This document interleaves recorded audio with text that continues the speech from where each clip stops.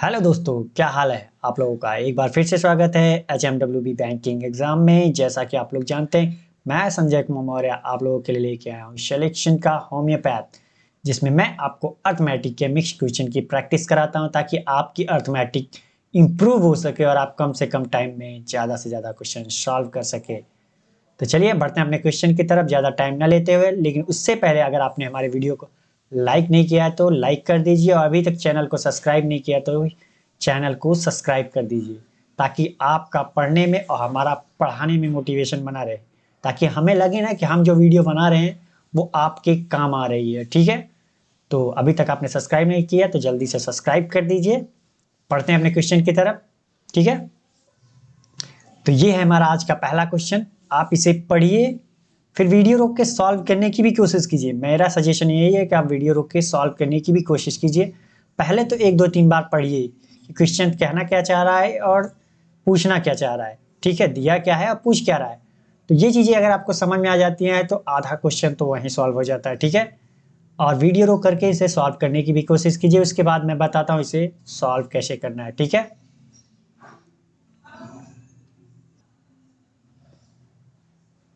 चलिए आपने पढ़ लिया होगा, मैं ऐसी उम्मीद करता हूँ। मैं बताता हूँ इसे सॉल्व कैसे करना है। कह रहा है ए और बी तांबे और जस्ते की दो मिश्र धातुएं हैं, जिनमें तांबा और जस्ता का अनुपात 5:4 और 5:8 है। क्वेश्चन में कह रहा है कि दो धातुएं मिश्र धातुएं हैं, दो, ए और बी। ए में भी तांबा और जस्ता मतलब कॉपर और जिंक का रेशियो दे रखा है, बी में भी कॉपर और जिंक का रेशियो दे रखा है। अब कह रहा है यदि इन दोनों मिश्र धातुओं ए और बी को मिलाकर तीसरी मिश्र धातु बनाई जाती है सी। अब कह रहा है जो ये हैं दोनों मिश्र धातुएं, इनको मिला करके आपस में एक तीसरी धातु बनाई जाती है सी मिश्र धातु। तो जिसमें तांबा और जस्ता बराबर है, इसमें क्या है कि तीसरी मिश्र धातु में तांबा और जस्ता जो है वो बराबर है। तांबा मतलब कॉपर और जिंक जो है वो बराबर है। तो हमसे पूछ रहा है कि सी में जो है ए बी का अनुपात किस अनुपात में हमने मिलाया था। तो चलिए ये क्वेश्चन करने से पहले एक छोटा सा पॉइंट मैं बताता हूँ, उसके बाद ये क्वेश्चन आपको आसानी से समझ में आएगा। ठीक है, तो इसके मैं दो मेथड बताऊंगा, एक बेसिक और एक ट्रिक। तो अभी मैं बेसिक बताऊंगा क्योंकि आपको बेसिक आना ही चाहिए। ठीक है, कह रहा है क्वेश्चन में, मान लीजिए हमने मान लिया कि ए हमारा जो है वो 20 लीटर है। ये एक क्वेश्चन नहीं है, दूसरा है भाई, समझाने के लिए मैं कह रहा हूँ। ठीक है, ए हमारा 20 लीटर है और बी हमारा जो है वो 30 लीटर है, और जिसका रेशियो दे रखा है, चलिए यही मान लेते हैं zinc, copper and zinc. Copper and zinc का रेशियो दे रखा है वो 3:2 दे रखा है। और यहाँ पे हम मान लेते हैं 7:3 है क्या, कॉपर एंड जिंक का रेशियो। तो अगर आपको ये दे रखा है टोटल मिक्सचर 20 लीटर, 20 है, केजी है, लीटर है, जो भी है, अगर 3:2 का रेशियो दे रखा है तो हम बता सकते हैं ना कॉपर कितना है, जिंक कितना है, बता सकते हैं कि नहीं बता सकते हैं। तो जैसे क्या है कि अगर हमसे पूछे तो हम क्या करेंगे, 3 2 5, 5 यूनिट का मान कितना है, 20 है, तो 1 यूनिट का मान कितना होगा, 20/5। कितना होगा, 20/5, यही ना होगा। अगर हमसे पूछे कॉपर कितना है तो कितना हम कहेंगे, तो 3 यूनिट। 1 यूनिट का मान इतना, काटते नहीं हम इसको, मैं आपको समझाने के लिए इसको काट नहीं रहा हूँ क्योंकि इसकी जरूरत अगले क्वेश्चन में पड़ेगी। तो ये मैं काट नहीं रहा हूँ। तो 20/3, 1 यूनिट का मान 20/3, 20/5, 1 यूनिट का मान। तो 3 यूनिट का मान कितना, 3 से गुणा कर देंगे। तो 2 यूनिट का मान कितना, 2 गुणित 20/5। ठीक, ये हो गया। और यहाँ पे देखा जाए तो कितना है, 7 3 10 यूनिट बराबर कितना, 30 kg। मान लीजिए ये केजी में है तो कितना, 30 kg। तो 1 यूनिट का मान कितना हो गया, 30/10। अगर हमसे 7 यूनिट का कोई पूछे तो हम क्या करेंगे, 7 गुणित 30/10 करेंगे। अगर 1 यूनिट का मान इतना तो 7 यूनिट का कितना हो जाएगा, यही तो होगा भाई, 30/10 गुणित 7, यही तो करते हैं। तो 3 यूनिट का हमसे पूछे तो हम क्या करेंगे, 3 गुणित 30/10।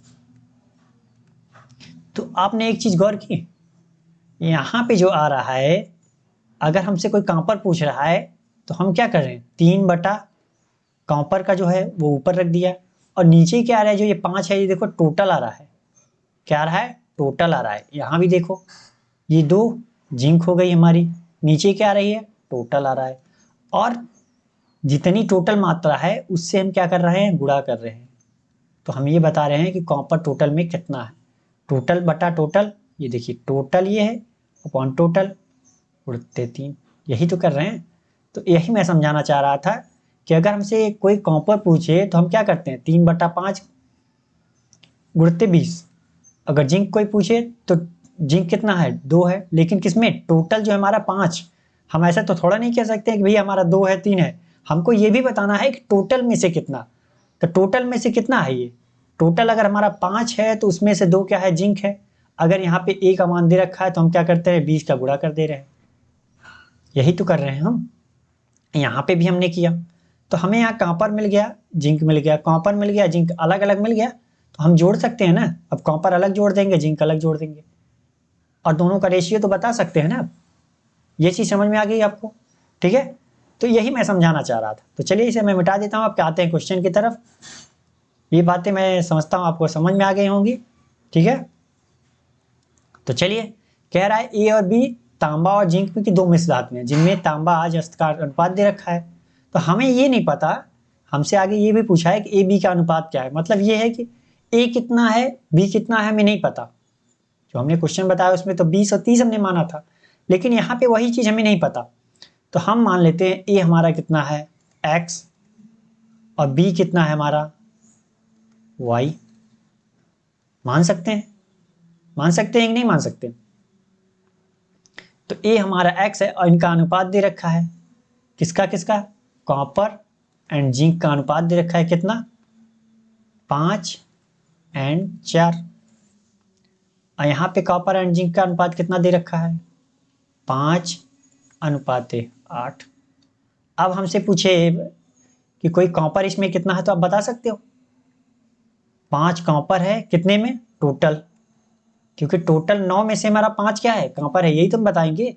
किसी को हम डायरेक्टली थोड़ा नहीं बता सकते हैं कि हाँ 5 है 4 है, वो भी उसको बताना पड़ेगा ना कि हमारा टोटल कितना था। तो टोटल में से हमारा कितना है, 9 में से कितना है, 5 है। तो हमने बताया ना कि अगर हमें कॉपर चाहिए तो टोटल हमारा एक जो है टोटल मिक्सचर है जो है हमारा एक्स है, तो हम एक्स का गुणा करते हैं। पिछले में तो यही तो किया था ना, 20 का जो किया था। और जिंक अगर पूछे कोई तो, अब जिंक हम बता सकते हैं, जिंक हमारा 4 है, किसमें, टोटल 9 है, और एक्स का गुणा कर देते हैं, मिक्सचर टोटल मिक्सचर इतना है, ठीक। तो इसीलिए मैंने समझाने की कोशिश किया पिछले वाले क्वेश्चन में ये चीजें कि ये आता कहाँ से है। इसीलिए मैं कह रहा हूँ कि आपको बेसिक आना चाहिए, ठीक है। चलिए अब यहाँ भी ऐसे ही होगा, हमारा कॉपर कितना है, 5, टोटल है 8 5 13, तो 13 कर दिया, और मिक्सचर कितना है, y से गुणा कर दिया, और ये कितना हो जाएगा हमारा, ये हमारा होगा 8 है जिंक, टोटल कितना है 13, और मिक्सचर कितना है, y से गुणा कर दिया। अब हमें पता चल गई ना कॉपर हमारा कितना है, यहाँ जिंक कितना है, कॉपर कितना है, जिंक कितना, यहाँ कितना है, पता चल गया। तो हम कॉपर जोड़ लेते हैं। आगे ये भी देखिए कह रहा है कि ए बी को मिलाकर तीसरी धातु बनाई जाती है जिसमें तांबा और जस्ता बराबर है। तांबा और जस्ता बराबर हैं, तो हम तांबे को अलग जोड़ लेते हैं। तांबा हमारा कितना है, मतलब कॉपर 5/9x प्लस यहाँ कितना है 5/13 y, और बराबर है तो बराबर का चिन्ह लिख दिया। तो आगे कितना है हमारा जस्ता मतलब जिंक 4/9x प्लस 8/13। ये हमने जो निकाला ये हमारा रेशियो में नहीं रह गया भाई, सीधा सीधा ये मैंने वाई माना तो अलग अलग जैसे पहले बताया था आ रहा था नहीं अलग अलग। अब हम क्या करते हैं इसे सॉल्व कर लेते हैं। तो ये कितना होगा 13×5 = 65 x 5×9 = 45 y 13×9 = 117 ये y बराबर ये कितना 13×4 = 52 x प्लस 8×9 = 72 y, और ये 13×9 = 117 यहाँ भी आ गया। तो ये क्या आ गया, कैंसिल हो गया। अब x को इधर लाते हैं, y को इधर ले जाते हैं, तो ये कितना हो जाएगा हमारा, x को इधर लाएंगे तो 65x - 52x बराबर कितना 72y माइनस 45y, कितना 45y। तो ये कितना बच गया मेरा 13x, और इधर कितना हो जाएगा 15, 25 कितना होगा 70, 27y। तो x और y का रेशियो कितना हो जाएगा, चलिए x y का रेशियो हम देख लेते हैं कितना हो जाएगा 27 बटे 13। तो हमसे पूछा क्या था, a और b का अनुपात ही तो पूछा था, क्या पूछा था, रेशियो ही तो पूछा था। a का मान कितना था हमारा x, टोटल हमारी जो मिक्सचर थी वो कितनी थी x, और b कितनी थी y। तो इसका रेशियो कितना आ गया 27 इंटू 13, कितना आ गया 27 अनुपात 13। तो ये चीज समझ में आ गई होगी आपको कि कहना क्या चाह रहा था, मैंने बता दिया, ठीक है। तो इसमें से कौन सा सही है, कोई नहीं। तो आप आंसर पे मत जाइए कि इसमें जो है ऑप्शन में नहीं है, आप अपना करेक्ट आंसर कीजिए, आता है तो ठीक है उसमें, और आंसर नहीं दिया है तो नॉन ऑफ दिस दिया ही होगा, तो उस पर आप टिक कर देना, ठीक है। तो चलिए इसका मैं दूसरा मेथड बताता हूं आपको, ठीक है। तो उसके लिए हमें क्या करना पड़ेगा, इसे इरेज करना पड़ेगा, तो मैं इरेज कर देता हूं।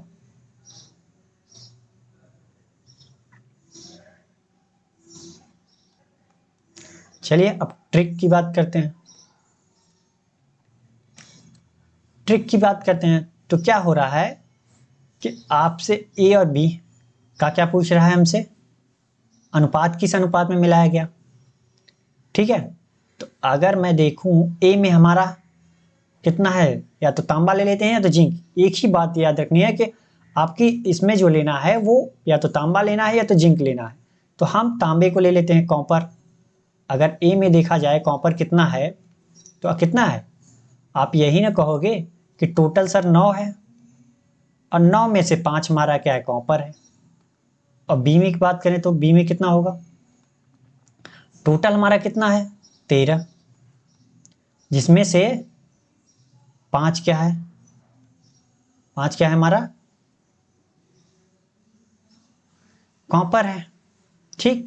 अब आगे कह रहा है जिसमें तीसरी धातु बनाई जाती है जिसमें तांबा और जस्ता क्या है बराबर है। तो इन दोनों को मिलाने पर जो मिक्सचर आएगा वो क्या होगा, यहां लिखा जाता है, तो बराबर है। तो तांबा और कॉपर और जिंक बराबर हैं, 1:1 हैं। तो क्या होगा ये, कॉपर हम पूछें तो कितना है, क्योंकि हमने बोला ना कि अगर कॉपर ले रहे हैं, कॉपर यहाँ भी कॉपर लेना पड़ेगा, ए में भी बी में भी और मिक्सचर में भी। तो कॉपर कितना है 1 है, टोटल हमारा कितना है 2 है। तो अब क्या आएगा इनका, सॉल्व कर लेते हैं, जो आएगा इनका रेशियो आएगा, किस अनुपात में हमने इसे मिलाया था। तो चलिए 5 में यहाँ से ऐसे सॉल्व करते हैं, 5/9 में से 1/2 हटा देते हैं तो कितना आएगा, ये आ जाएगा। 1/2 में से 5 इधर से ये घटाया, अब इधर से ये घटाएंगे, ये बात याद रखनी है। तो 1/2 5/13 घटा दिया। अब सॉल्व कर लेते हैं, तो 13×1 = 13, 5×2 = 10,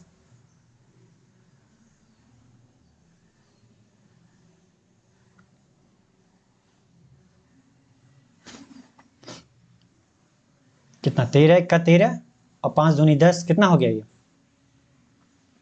3 बटा कितना 3/13 आया। यहाँ पे कितना आ जाएगा 5×2 = 10, 9, 10 में से 9 गया कितना 1, यहाँ कितना आ गया 9×2 = 18, सॉरी यहाँ आया था 26, क्योंकि इसका गुणा यहाँ करेंगे तो ये 26 आएगा 2। तो यहाँ देखा जाए तो 2 9 18 कट गया। तो यहाँ कितना आ रहा है ये रेशियो में, तो यहाँ आ रहा है 3/13, यहाँ कितना आ रहा है 1/9। अब हम क्या करते हैं, इसको इसका गुणा इधर कर देते हैं, इसका गुणा इधर कर देते हैं, तो कितना आ जाएगा हमारा, कितना आ जाएगा ए और बी का मान कितना आ जाएगा हमारा रेशियो, कितना आ जाएगा 9×1 = 9, 3 × 27, और ये कितना 13×1 = 13। तो हमारा रेशियो क्या आ गया 27 × 13। कौन सा सही है, कोई नहीं, तो ई वाला। ठीक, तो ये मिक्सचर का मेथड है, ये तभी पॉसिबल है अगर आप प्रैक्टिस करते जाएंगे तो और चीज़ें समझ में आ जाएंगी आपको कि ये कैसे हुआ। ठीक है, तो चलिए बढ़ते हैं अगले क्वेश्चन की तरफ। और अगला क्वेश्चन हमारा है ये, आप इसे पढ़िए फिर मैं बताता हूँ इसे सॉल्व कैसे करना है, बट आप इसे ध्यान से पढ़ने की कोशिश कीजिए, जितना ध्यान से पढ़ेंगे उतना ही आपके लिए अच्छा है।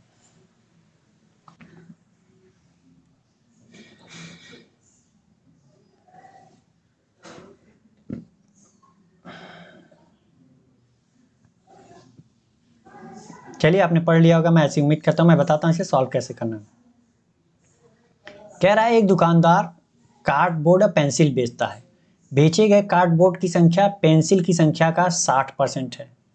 प्रत्येक कार्डबोर्ड और प्रत्येक पेंसिल का विक्रय मूल्य इतना अनुपात है। यदि एक कार्डबोर्ड और एक पेंसिल का कुल विक्रय मूल्य 420 है और उनमें पेंसिल को कुल 960 में बेचा जाता है, तो बेचे गए कार्डबोर्ड की कुल संख्या बतानी है। तो यहाँ पे देखा जाए तो कितनी संख्या पहले कितनी है, कार्डबोर्ड को हम C मान लेते हैं और पेंसिल को P मान लेते हैं। तो संख्या इनकी कितनी दे रखी है, संख्या का अनुपात क्या है कि 60% का मान कितना होता है, 3/5 होता है कि नहीं होता है। तो कह रहा है कि कार्डबोर्ड की संख्या जो है पेंसिल की संख्या का 60% है। अगर हमारा पेंसिल 5 है तो इसका 60% कितना, 3। ये क्या हो गया हमारा कार्डबोर्ड। तो रेशियो दे रखा है कार्डबोर्ड का 3, पेंसिल का 5। ठीक, आगे कह रहा है और प्रत्येक पेंसिल का विक्रय मूल्य,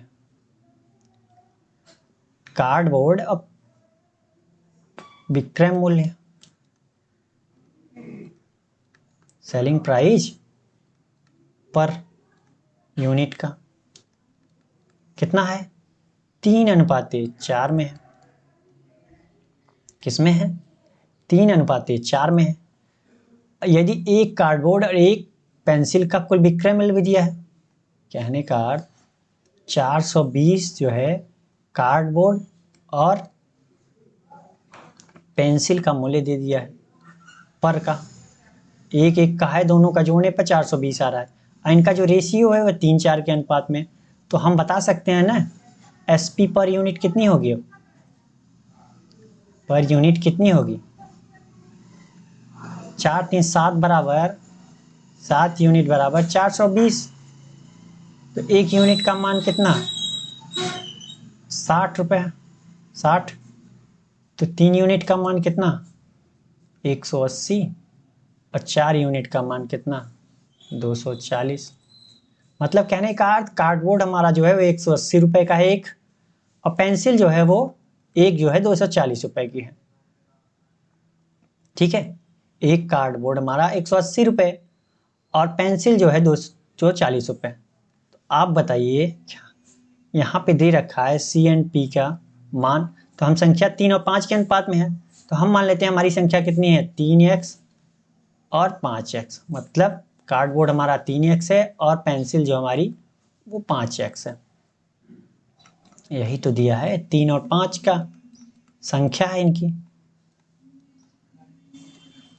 तो हम मान लिया हमने कितना, ये 3x है और ये 5x है। ठीक है, तो एक का कीमत, एक कार्डबोर्ड की कीमत 180 रुपये है, तो 3x कार्डबोर्ड की कीमत कितनी होगी, 18 3 54 x। और 5 कार्डबोर्ड की संख्या कितनी होगी, 18 5 90 x होगी। इतना समझ में आ गया, 18 5 90 x। तो उसने कह रहा है पेंसिल का कुल मूल्य, अब ये तो कुल मूल्य है ना, टोटल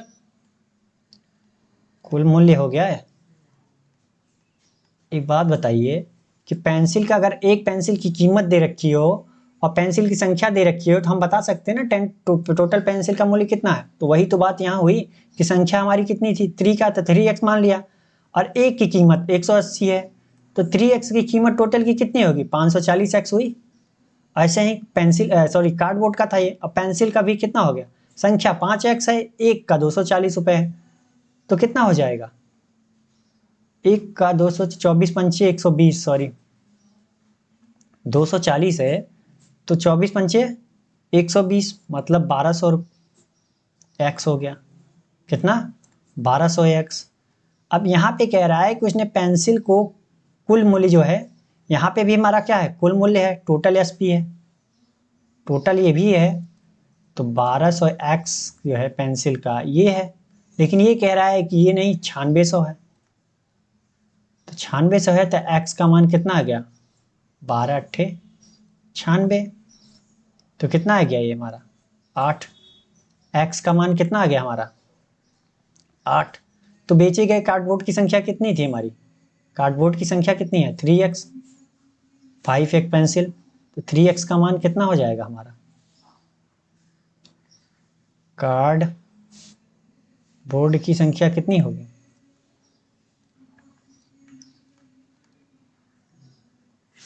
कार्डबोर्ड की संख्या कितनी है 3x। तो 3 और 1 का मान दे रखा है x का, सॉरी, तो 8 3 24, संख्या कितनी हो गई 8 3 24। तो कौन सा हमारा आंसर सही है, सी।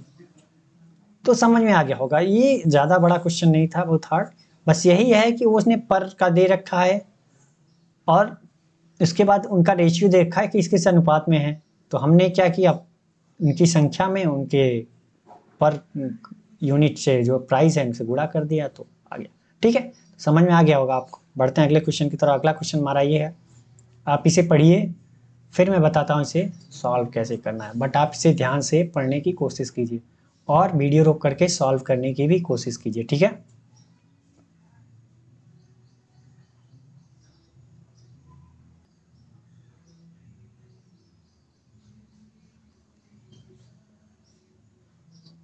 चलिए, आपने क्वेश्चन पढ़ लिया होगा, मैं ऐसी उम्मीद करता हूँ। मैं बताता हूँ इसे सॉल्व कैसे करना है।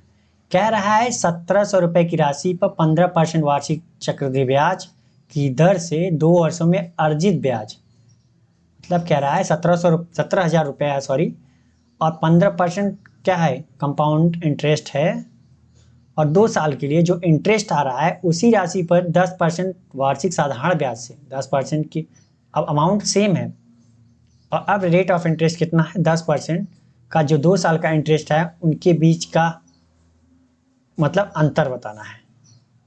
तो कंपाउंड इंटरेस्ट जाहिर सी बात है कि रेट ऑफ इंटरेस्ट ज़्यादा है और टाइम सेम है तो उसका मान ज़्यादा आएगा, तो उसके बीच का अंतर है, वही बताना है कि कितना अधिक है कंपाउंड इंटरेस्ट हमारा। तो चलिए सॉल्व करते हैं। कह रहा है यहाँ पे मैं पहले सिंपल इंटरेस्ट का कर लेता हूँ, simple interest in 2 year, 2 years. तो देखा जाए तो पहले साल और दूसरा साल, सेकेंड ईयर फर्स्ट ईयर, ये हमारा सिंपल इंटरेस्ट। तो आप बताइए कि अगर 17,000 अमाउंट है, 10% दे रहा है प्रति वर्ष, तो हमें कितना मिलेगा पहले साल, 1700 रुपये मिलेगा। कितना मिल जाएगा, 1700 मिल जाएगा। और दूसरे साल भी कितना मिलेगा, 1700 ही मिलेगा, क्योंकि सिंपल इंटरेस्ट जो होता है आपके प्रिंसिपल मनी पे जो है इंटरेस्ट देता है, ना कि इंटरेस्ट पे इंटरेस्ट देता है। यही अंतर होता है compound interest and simple interest में, ठीक है। तो क्या हुआ हमारा जो है ये प्रिंसिपल कितना है 17,000, तो पहले साल भी 10% दिया, दूसरे साल भी, तो 1700 मिल गया। ये हमारा टोटल इंटरेस्ट हो गया, टोटल इंटरेस्ट। टोटल इंटरेस्ट हमारा कितना हो गया यहाँ 3400, कितना हो गया 3400। अब बात कर लेते हैं कंपाउंड इंटरेस्ट की 2 साल की। तो 2 साल का कंपाउंड इंटरेस्ट क्या होगा, तो 15% कह रहा है, तो पहले साल 15% 17,000 पे कितना होगा, कितना होगा दो जी 17% 17,000 पे 15% कितना होगा, तो यही तो होगा भाई, 15% कितना होगा 17,000 का, 15/100, एक जीरो से एक जीरो कैंसिल, एक जीरो से एक जीरो कैंसिल, दूसरे 55, कितना मिला हमें 2550। अब ये सोच रहे होंगे कैसे मैंने कर दिया, ये जीरो को अलग कर दिया, 15 और 17 का गुणा करेंगे तो क्या होगा, देखा जाए तो ये 16 से एक ज़्यादा है और एक 16 से कम है, तो ये क्या हो गया a² 16 स्क्वायर माइनस 1 का स्क्वायर, फॉर्मूला लगा तो 16 16 हम 256, एक कितना 255, और एक 10 हमने कॉमन लिया था दोनों में, तो 10 का गुणा कर दिया तो 200, 2550 आ गया। तो ये हो गया। पहले साल में क्या मिल गई 2550, ठीक है, ये प्रिंसिपल पे मिल गई। अब दूसरे साल भी हमें क्या मिलेगी, प्रिंसिपल पे देखा जाए तो कितना इंटरेस्ट मिलेगा, सेम यही 2550। दूसरे साल भी हमें क्या मिल गई, प्रिंसिपल पे 2550। लेकिन अब एक अंतर ये होता है कि simple interest and compound interest में, सिंपल इंटरेस्ट में ब्याज पे ब्याज नहीं मिलता, मतलब इंटरेस्ट पे इंटरेस्ट नहीं मिलता, जबकि कंपाउंड इंटरेस्ट में इंटरेस्ट पे भी इंटरेस्ट मिलता है। और वो इंटरेस्ट पे कितना इंटरेस्ट मिलेगा, जो रेट ऑफ इंटरेस्ट होगा। अगर 2500 रुपये मिला है तो इसका 15% कितना होगा, क्योंकि क्या होता है कि कंपाउंड इंटरेस्ट जो है पहले साल के अंत में जो है, जो हमें इंटरेस्ट मिलता है वो अगले साल के लिए क्या हो जाती है, प्रिंसिपल हो जाती है। तो अब यहाँ पे 15% इसका कितना होगा, तो फिर सॉल्व कर लेते हैं। तो कितना होगा 2550, 15/100 कितना होगा 15/100, एक जीरो से एक जीरो कैंसिल, तो 5 तिहाई 15, 5 दूनी 10, तो 25 तिहाई 75, 765/2 कितना हो जाएगा ये 765/2 मतलब कितना, 2 तिहाई 6, 2 8 16, 2 दूनी 4, 382, 382.5। तो यहाँ पे टोटल इंटरेस्ट कितना हो गया हमारा, 25 दूना 50, 5100, 51 3 5482.5। अब अंतर कितना आ गया, सी आई एंड एस आई का डिफरेंस पूछ रहा है, सी आई कितना ज़्यादा है तो घटा देते हैं, तो 5482.5 माइनस 3400, तो ये कितना हो गया, सीधे सीधे 2082.5 रुपया, कितना ज़्यादा है 2082.5, कौन सा सेंस है ये बी। तो जो मैंने आपको समझाने की कोशिश की है वो समझ में आ गई होगी, ठीक है। बस आपको ये बात याद रखनी है कि सिंपल इंटरेस्ट पे सिर्फ प्रिंसिपल पे इंटरेस्ट मिलता है, कंपाउंड इंटरेस्ट में इंटरेस्ट पे भी इंटरेस्ट मिलता है, ये बात आपको याद रखनी है, ठीक है। बाकी ऐसे सवाल तो फिर चुटकियों में आप कर देंगे अगर आपने प्रैक्टिस डेली बाय डेली की है तो, क्योंकि आज अगर आपने की तो आज आपको याद रहेगा, लेकिन अगर आप प्रैक्टिस नहीं करेंगे तो भूल जाएंगे, ठीक है। तो बढ़ते हैं अगले क्वेश्चन की तरफ। अगला क्वेश्चन हमारा है ये, आप इसे पढ़िए फिर मैं बताता हूँ इसे सॉल्व कैसे करना है। मैं यही कहूँगा कि आप प्रैक्टिस कीजिए, नहीं तो जो चीज़ें आपको आज समझ में आ रही हैं वो अगर प्रैक्टिस नहीं करेंगे तो हफ्ते 10 दिन में भूल जाएंगे वो चीज़ें, फिर आप क्वेश्चन करने बैठेंगे तो फिर से आपको वही प्रॉब्लम फेस करना पड़ेगा। तो इसलिए मैं कहता हूँ कि आप प्रैक्टिस जरूर करिए, ठीक है। और 10 क्वेश्चन बहुत ज़्यादा नहीं है, 10 क्वेश्चन अगर आप डेली करते रहेंगे तो एक टाइम बाद कहते हैं ना बूंद बूंद से घड़ा भरता है, तो ये बूंद बूंद ही है, और इसीलिए मैंने इसका नाम भी रखा है सिलेक्शन का होम्योपैथ। मैं आपको बूंद बूंद दवा दे रहा हूँ, लेकिन एक दिन बाद ये बूंद जो है आपके रोग को जड़ से खत्म कर देगी, मतलब एक टाइम बाद आपकी स्पीड अच्छी खासी हो जाएगी।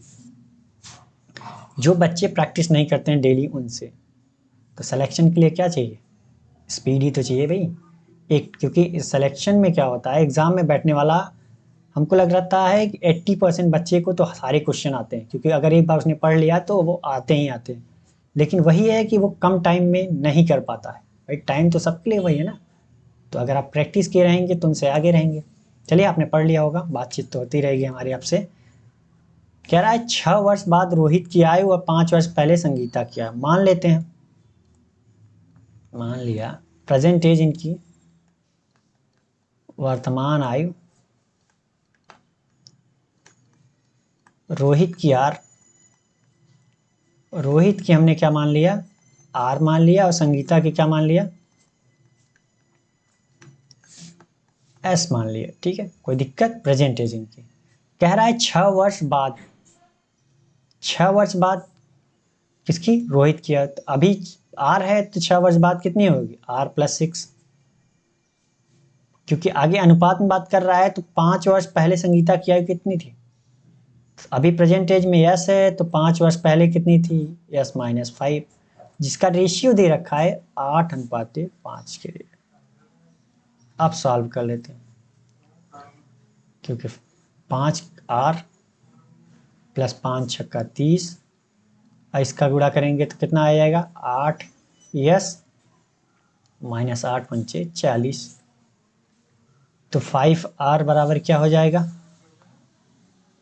कितना हो जाएगा 8S, और ये कितना हो जाएगा 40 30 70, क्योंकि इधर जाएगा तो माइनस हो जाएगा। ये हम मान लेते हैं इक्वेशन नंबर 1। ठीक है, आगे कह रहा है संगीता की वर्तमान आयु और रोहित की वर्तमान आयु से 2 वर्ष अधिक है।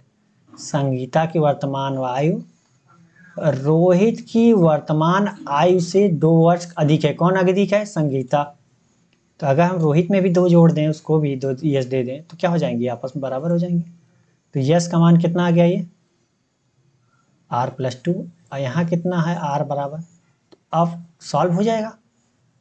तो 5R इक्वल टू कितना हो जाएगा, S का मान इसमें रख देते हैं, तो 8R प्लस 8 दूनी 16 माइनस 70, ये R इधर आएगा, ये इधर ले जाते हैं, तो ये क्या हो जाएगा 3R, और ये कितना हो जाएगा 16 गया तो कितना 54, तो R का मान कितना आ गया 18 ईयर, 18 साल आ गया। अब हम यस का बता सकते हैं कितना होगा, 2 साल बड़ा है तो ये कितना होगा 20 साल, तो ये 18 साल है 20 साल। अब रोहित और संगीता की वर्तमान आयु का योग पूछ रहा है, तो यस प्लस आर बराबर कितना हो जाएगा 38 साल। कितना हो जाएगा 38 साल, तो कौन सा सही है, ए। समझ में आ गया होगा, बहुत हार्ड क्वेश्चन नहीं था, सिंपल। चलिए बढ़ते हैं अगले क्वेश्चन की तरफ। अगला क्वेश्चन ये है, आप इसे पढ़िए, फिर मैं बताता हूँ इसे सॉल्व कैसे करना है। इसको मैंने सॉल्व कई बार आपसे सॉल्व करवाया है, क्योंकि इसको सॉल्व करने का बहुत आसान तरीका। ठीक है, अब ये चीज़ें मैं इतनी बार बता चुका हूँ कि आपको तो समझ में आ गया होगा, आप देखते ही कर देंगे इस क्वेश्चन। हो सकता है कि मैं आपको टाइम दिया हूँ पढ़ने के लिए और आप तब तक सॉल्व कर चुके होंगे। ठीक है, तो कोई नहीं, आप हमारे साथ बने रहिए। ऐसा नहीं है कि आप अगर सॉल्व कर ले रहे हैं तो आप वीडियो देखना छोड़ दिए, ऐसा मत करिएगा, क्योंकि अगर आप अभी छोड़ देंगे, आपको लगेगा कि मैं तो कर लेता हूँ, मुझे आ जाता है, तो आप हफ्ते 10 दिन, मैंने बताया ना कि आप हफ्ते 10 दिन में भूल जाएंगे धीरे धीरे, क्योंकि प्रैक्टिस में जो चीज़ें नहीं होती है वो धीरे धीरे आदमी भूलने लगता है। तो आप डेली बाई डेली प्रैक्टिस करिए, अच्छी बात है। ऐसा तो है नहीं कि मैं डेली एक ही टाइप का क्वेश्चन लेके आता हूँ, मैं मिक्स क्वेश्चन लेके आता हूँ, हर टाइप की, जो आपके एग्ज़ाम लेवल से थोड़े से ऊपर।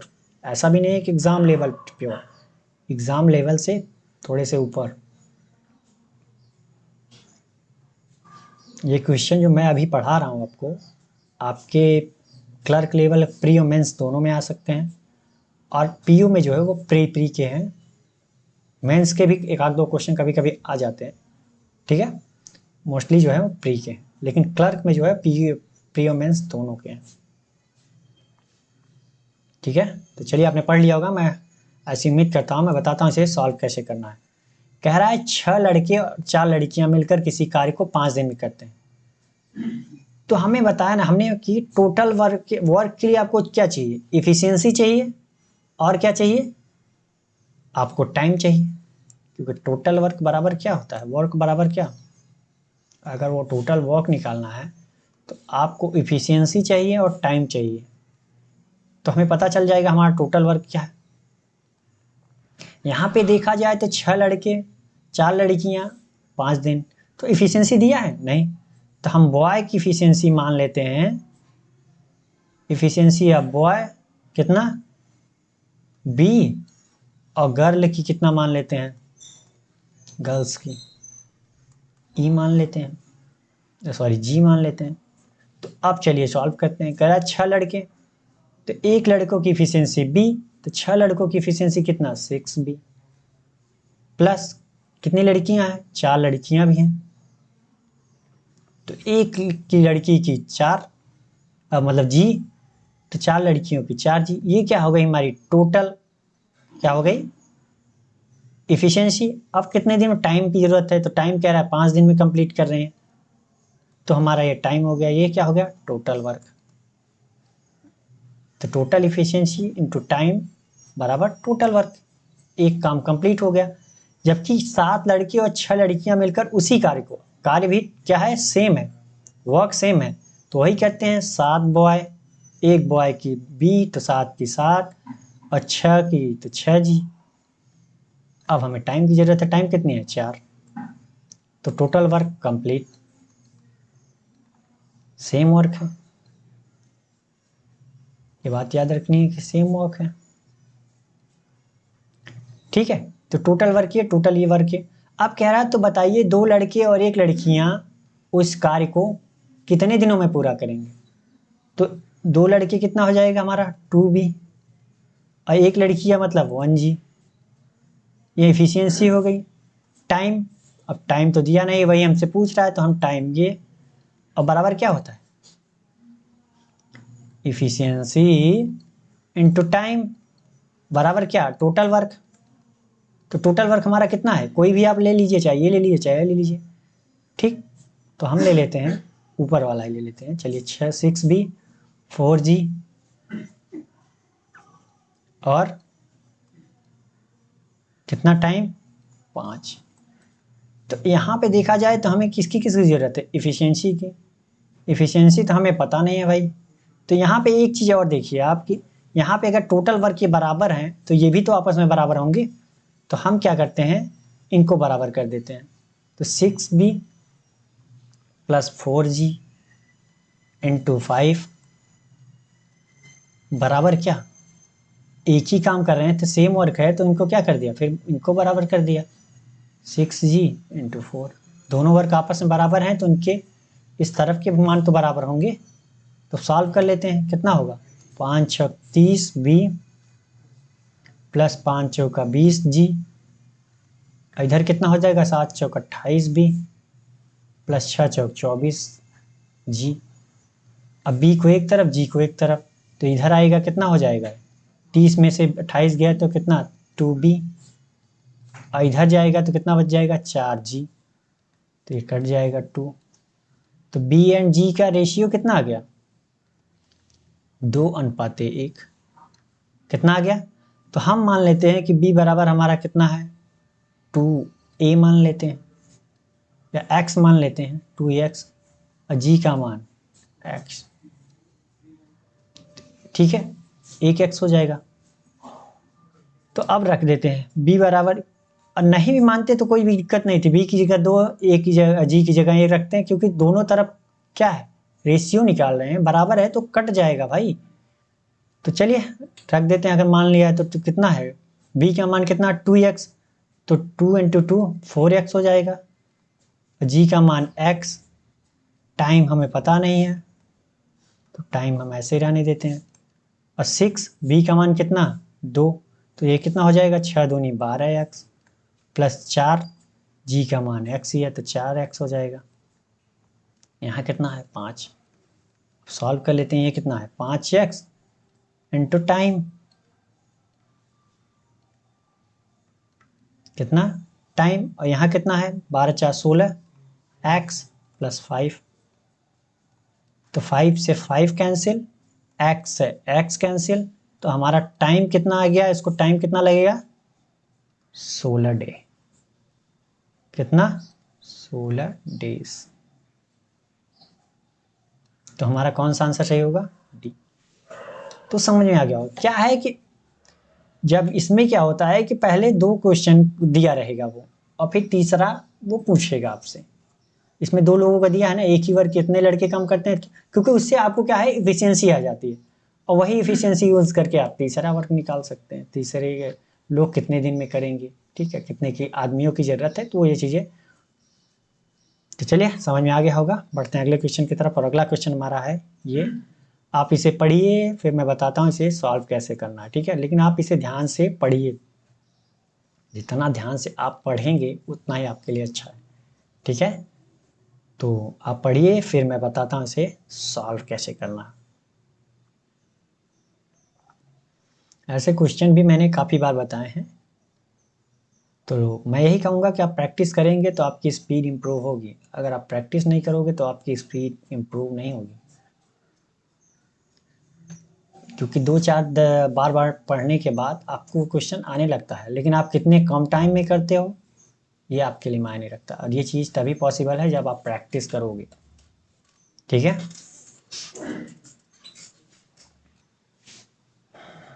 चलिए आपने पढ़ लिया होगा, मैं ऐसी उम्मीद करता हूँ। मैं बताता हूँ इसे सॉल्व कैसे करना है। कह रहा है ए, बी और सी ने क्रमशः 2500, 3000 और 3500 का निवेश करके एक व्यवसाय शुरू किया। तो ए, बी एंड सी कितना इन्वेस्ट किया इन्होंने, इन्वेस्टमेंट इनकी देख लेते हैं। ए ने 2500, बी ने 3000, सी ने कितना 3500 इन्वेस्ट किया।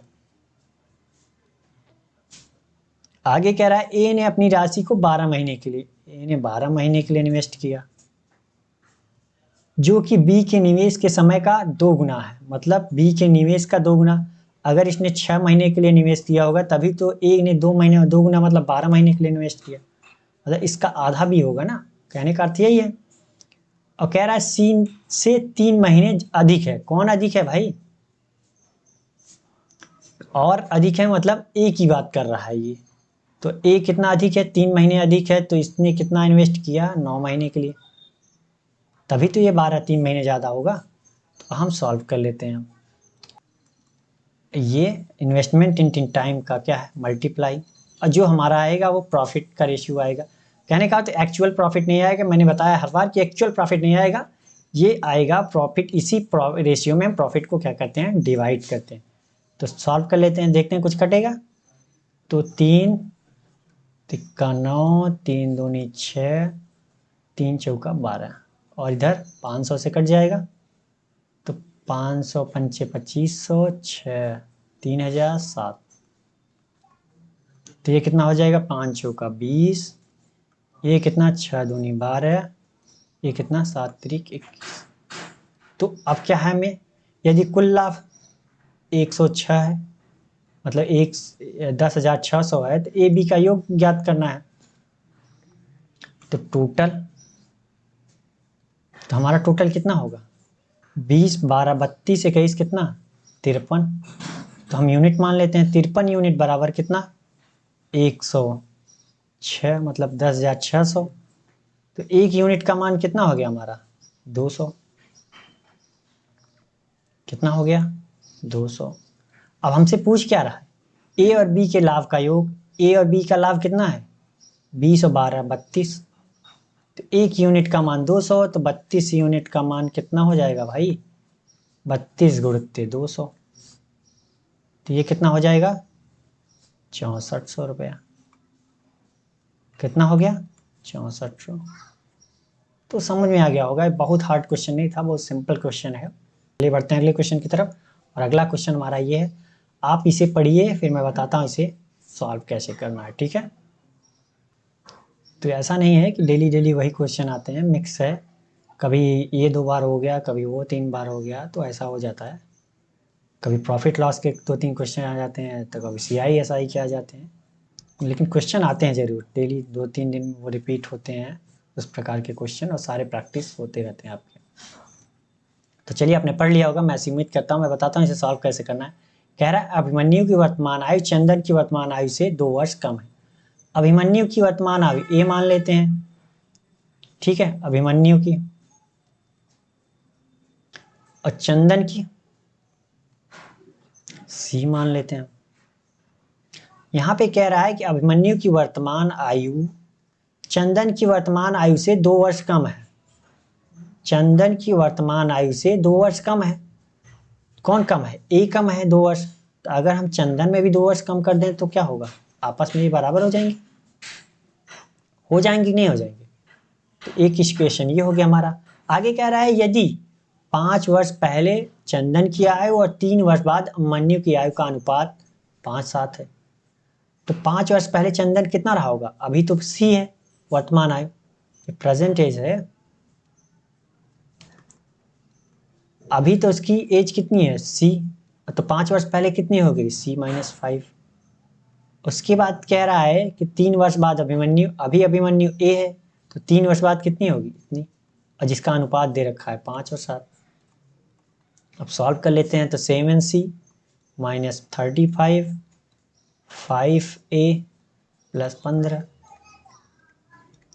तो ये कितना हो जाएगा 7c, इसको इधर लाते हैं तो कितना हो जाएगा -50। 5a का मान दे रखा है तो हम रख देते हैं तो कितना होगा c-2। सॉल्व कर लेते हैं 7c -50 5c -10, तो इधर इसको लाते हैं कितना हो जाएगा 2c होगा, और इसको इधर लाते हैं तो ये माइनस ये प्लस हो जाएगा तो कितना आएगा 40। तो c बराबर कितना 20 साल। तो अभिमन्यु की वर्तमान पूछ रहा है तो a का मान कितना हो जाएगा 2 साल कम है मतलब 18 साल है। तो कौन सा सही है हमारा ई वाला। ठीक है, तो बहुत हार्ड क्वेश्चन है, बहुत सिंपल है, समझ में आ गया होगा। बढ़ते हैं अगले क्वेश्चन की तरफ। और अगला क्वेश्चन हमारा है ये, आप इसे पढ़िए फिर मैं बताता हूँ इसे सॉल्व कैसे करना है। ठीक है, बट आप इसे ध्यान से पढ़ने की कोशिश कीजिए।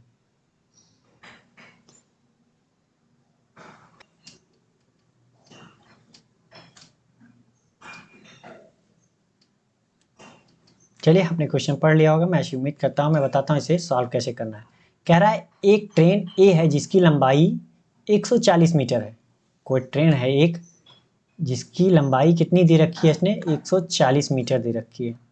कह रहा है 100 मीटर लंबे प्लेटफॉर्म को 10 सेकंड में पार करती है। तो ये हमारा हो गया 100 मीटर लंबा प्लेटफॉर्म हो गया। ये ट्रेन हो गई हमारी। इसको पार करने में 10 सेकंड लगाता है। तो आप बताइए हमारी स्पीड कितनी होगी, क्योंकि यहाँ पे डिस्टेंस भी दे रखा है और टाइम भी। तो वी ए की स्पीड क्या होगी हमारी, क्योंकि स्पीड बराबर क्या होता है डिस्टेंस अपॉन टाइम, यही तो होता है। तो बताइए डिस्टेंस कितनी ट्रेवल करेगा 140 तो ट्रेन खुद चलेगा और 100 मीटर प्लेटफॉर्म, टोटल डिस्टेंस कितनी हो गई 240। अब आप सोच रहे होंगे कि 240 कैसे।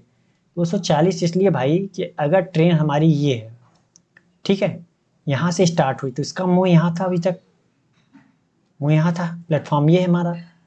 अब जब वो चलते चलते चलते पार की तो अब ट्रेन हमारी कहाँ है, हमारी ट्रेन कहाँ है, उसका मुंह यहाँ चला गया भाई 140 मीटर आगे। अभी पूंछ तो अभी अभी जस्ट पार कर रहा है ये, ठीक है। तो ये 100 मीटर तो ये चला ही चला, अभी मुंह इसका यहाँ था, अब मुंह कहाँ पहुंच गया यहाँ 140 मीटर आगे। तो ये कितनी टोटल डिस्टेंस ट्रेवल किया, मुंह यहाँ था ये, अब पहुंच कहाँ गया यहाँ। तो यहाँ से यहाँ तक कितनी दूर दूर तक चल लिया। हम ये देखते हैं कि ड्राइवर कहाँ बैठा था, स्टार्ट कहाँ से हुई और पहुंचा कहाँ। ड्राइवर तो यहाँ बैठा था ना, शुरू में ड्राइवर यहाँ था, तब ट्रेन चलना स्टार्ट की चलते चलते, अब ड्राइवर यहाँ है। तो टोटल डिस्टेंस देखिए ड्राइवर से कितनी हो गई हमारी, ड्राइवर से डिस्टेंस कितनी हो गई 100 ये, और जो 140 ट्रेन की थी वो भी तो जुड़ गई, मतलब ये 140 यहाँ पहुँच गया। तो टोटल डिस्टेंस कितनी हो गई 240 हुई कि नहीं हुई 240 मीटर, ठीक। और तो स्पीड टाइम कितना ले रहा है 10 सेकेंड। तो हमारी स्पीड पता चल गई ना कितना 24 मीटर पर सेकेंड, पता चल गई कि नहीं, ठीक। तो आगे कह रहा है कि ट्रेन ए की गति और ट्रेन बी की गति का अनुपात दे रखा है। ट्रेन ए की गति और ट्रेन बी की स्पीड का अनुपात दे रखा है, स्पीड का रेशियो दे रखा है, V A and V B मान लेते हैं। तो ये कितना है 5 एंड 3। तो एक बात बताओ, तो ये 5 है तो ये कितना है 24, हमारा कितना है 24 मीटर पर सेकेंड। तो 5 यूनिट का मान 24, तो 1 यूनिट का मान कितना 5 यूनिट का मान 24, तो 1 यूनिट का मान कितना 24/5 होगा। और हमसे तो कोई 3 यूनिट का पूछे तो 3 का गुणा कर देंगे, 3 यूनिट तो 24/5 गुणित 3, यही तो करते आए हैं अभी तक। तो ये कितना हो जाएगा 24/5 गुणित 3, ये वीबी की स्पीड हो गई हमारी। अब कह रहा है यदि ट्रेन बी एक खंभे को पार करे, तो खंभे को पार कर रही है, हमारा कोई खंभा हो गया, तो ट्रेन यहाँ से ये पहुंची यहाँ, अब ये ट्रेन चल रही है, ठीक है, ट्रेन चल रही है, उसकी स्पीड डिस्टेंस हमें नहीं पता एक्स है। अब क्या करती है ट्रेन पार कर लेती है, अभी मुंह इसका यहाँ था, ड्राइवर यहाँ था, मुंह इसका यहाँ था। अब ये क्या हुआ ट्रेन की पूंछ यहाँ हो गई और ड्राइवर यहाँ पहुँच गया, तो उसने कितनी डिस्टेंस ट्रेवल की एक्स। अपनी ट्रेन की खुद की लंबाई के बराबर ही तो डिस्टेंस ट्रेवल की। तो अब हमें अगर वी बी चाहिए स्पीड, तो हमारी डिस्टेंस कितनी हो गई x, और टाइम कितना ले रहा है, अभी भी 10 सेकंड ले रहा है वी बी। अब वी बी का मान हमें यहाँ पता है, देख लो, तो वी बी की जगह हम रख देते हैं ना, तो x बराबर कितना 24/5 गुणित 3। तो अब सॉल्व कर लेते हैं, 5 से आए अपान दूनी 10, तो x बराबर क्या 24, इसका गुणा इधर करेंगे तो 6, तो 24 दूना 48 दूना 96 144। x का मान कितना आ गया 144 मीटर, जो कि हमारी क्या है ट्रेन बीबी की लंबाई है। क्या है डी ऑफ बी, ट्रेन बीबी की लंबाई तो कितना है ए हमारा 144। तो समझ में आ गया होगा कि हम ऐड क्यों कर रहे हैं, हम ऐड क्यों कर रहे हैं इसकी डिस्टेंस, वो चीज़ मैंने आपको समझा दी होगी प्रॉपर। तो समझ में आ गया होगा। बढ़ते हैं अगले क्वेश्चन की तरफ। अगला क्वेश्चन हमारा है ये, आप इसे पढ़िए फिर मैं बताता हूँ इसे सॉल्व कैसे करना, बट आप ध्यान से पढ़िए और सॉल्व करने की कोशिश कीजिए। और ये क्वेश्चन जो है पहले के बुजुर्ग जो है वो काफ़ी पूछा करते हैं, हमसे पूछा गया तो इसीलिए मैं बता रहा हूँ, और ये क्वेश्चन आते भी हैं क्योंकि ये क्वेश्चन बहुत सिंपल है। ठीक है, चलिए सॉल्व कीजिए फिर मैं बताता हूँ इसे सॉल्व कैसे करना है।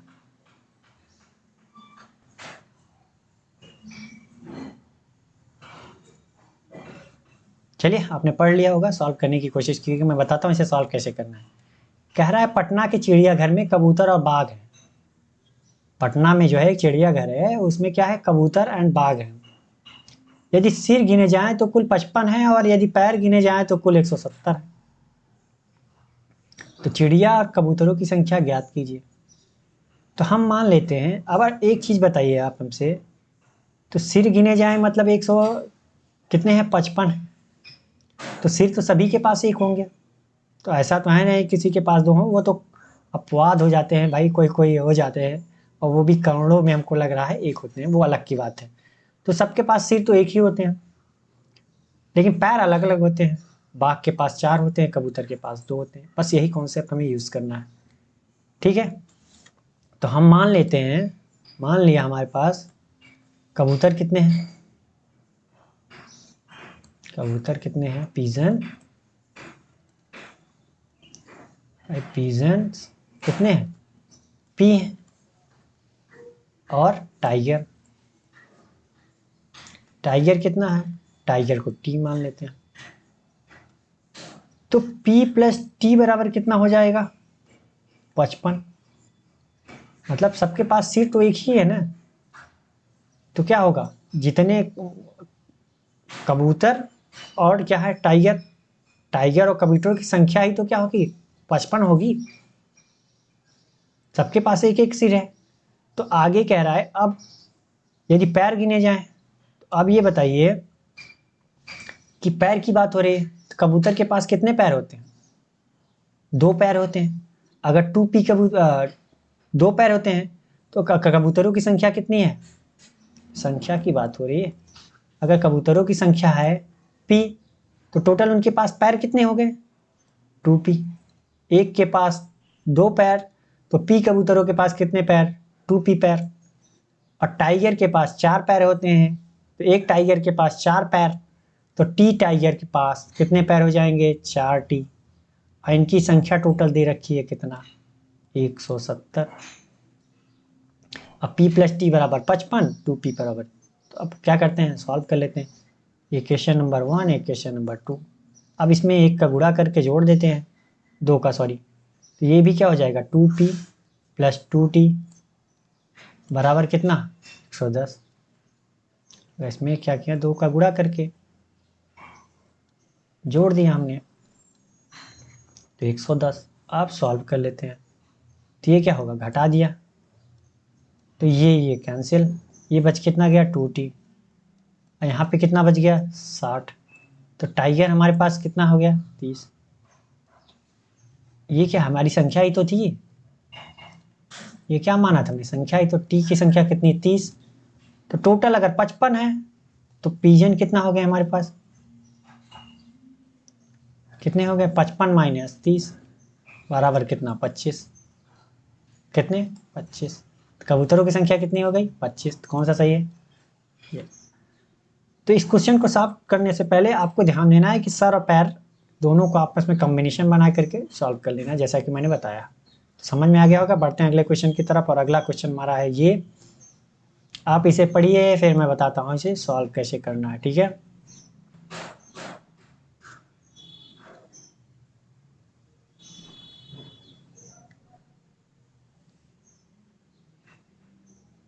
चलिए, आपने इसे पढ़ भी लिया होगा, वीडियो रोक करके सॉल्व करने की कोशिश भी की होगी। मैं बताता हूँ इसे सॉल्व कैसे करना है। कह रहा है 44 बॉक्सों में मिठाइयों का औसत वजन कितना है 60 है। तो टोटल मिठाई कितनी हो गई, टोटल स्वीट कितनी होगी हमारी, कितनी होगी 44 गुणित 600 ग्राम। तो एवरेज के लिए हमने बताया था ना भाई कि एवरेज बराबर होता क्या है, टोटल अपॉन नंबर कितने हैं। तो 44 केजी है, केजी कितने हैं, नंबर ऑफ केजी कह सकते हो, टोटल सम। तो केजी कितने 44 केजी। तो 44 केजी में टोटल सम हमें निकालना है, तो क्या किया, एवरेज में टोटल नंबर ऑफ केजी से गुणा कर दिया। तो नंबर ऑफ केजी ये गुणा कर दिया, इतना आ गया। तो हमें टोटल सम मिल गया इतना। आगे कह रहा है सभी बक्सों के कुल वजन। अभी ये मिठाई थी टोटल, केवल प्योर मिठाई थी। अब टोटल बॉक्स का वजन दिया है कितना, टोटल बॉक्स का वजन कितना है 5.5 केजी है। तो हम क्या करते हैं, इसको ग्राम में चेंज कर लेते हैं, क्योंकि ऊपर ग्राम में है। तो ये कितना हो जाएगा 5500 ग्राम। अब ये पूछ रहा है मिठाई वाले एक बॉक्स का औसत वजन कितना होगा, मतलब मिठाई प्लस डब्बा। तो एवरेज वेट कितना, एवरेज वेट ऑफ बॉक्स कितना हो जाएगा विथ स्वीट के साथ, विथ स्वीट मतलब बॉक्स और मिठाई की एवरेज कितनी होगी एक की। तो टोटल स्वीट कितना है हमारा 44 गुणित 600 ग्राम प्लस कितना है 5500 ग्राम। अपॉन में क्या रखेंगे भाई, 44 ही तो रखेंगे, क्योंकि 44 जो है हमारा वो मिठाइयों की डिब्बों की संख्या है टोटल, मतलब 44 डिब्बे में मिठाई भरी है। तो एक डब्बे का पूछ रहा है, ठीक है। तो अब सॉल्व कर लेते हैं, 44 से 44 11 से काटते हैं। तो 11 पचे 55 500, 11 चौके 44 400, यहाँ भी 11 चौके 44 और कटेगा। ये काटते हैं तो कितना आ जाएगा 125, यहाँ काट दिया तो कितना आ जाएगा 150, 15 चौका 60 होता है। तो अब गुणा कर लेते हैं, यहाँ कितना होगा 15 चौका 60 600 प्लस 125, तो बराबर कितना 725 ग्राम होगा, क्योंकि ग्राम में हमने निकाला था अभी तक, ठीक है। तो ये समझ में आ गया, ये पूरा बेसिक मेथड था, प्रॉपर बेसिक से कैसे करते हैं। अब अगर इसके शॉर्ट में करना हो तो कैसे करेंगे, शॉर्ट में करने के क्या 44 डिब्बों के मिठाइयों का औसत वजन दे रखा है, मिठाई का औसत वजन दे रखा है, एवरेज वेट। अगर मैं इसमें डिब्बों का एवरेज वेट जोड़ दूं टोटल वेज मिल जाएगा, average weight, sorry average weight, ठीक है। तो मिठाइयों का औसत वजन कितना है 600 ग्राम, और प्लस डिब्बे कितने हैं 5.5 केजी, मतलब 5500 ग्राम है। और कितने डिब्बों की संख्या कितनी है 44। तो ये कितना हो जाएगा 11 चौके 44, और सॉरी 11 पचे 55 500, यहाँ कितना 11 चौके 44, ये काट दिया तो कितना 125, यहाँ क्या बची 600 है, यहाँ 125 है, तो कितना 725 ग्राम टोटल। तो ये भी चाहे ये भी, दोनों चीज़ें आपको समझ में आनी चाहिए, ठीक है। तो कितना आ गया हमारा 725 ग्राम। तो कौन सा सही है, ये है, ठीक। तो समझ में आ गया होगा। तो आज के लिए बस इतना ही। अगर ये वीडियो आपको पसंद आई हो तो लाइक करें और अपने दोस्तों के साथ शेयर करें, ताकि उनको भी इसकी लाभ मिल सके। अभी तक आपने सब्सक्राइब नहीं किया है तो सब्सक्राइब कर लीजिए।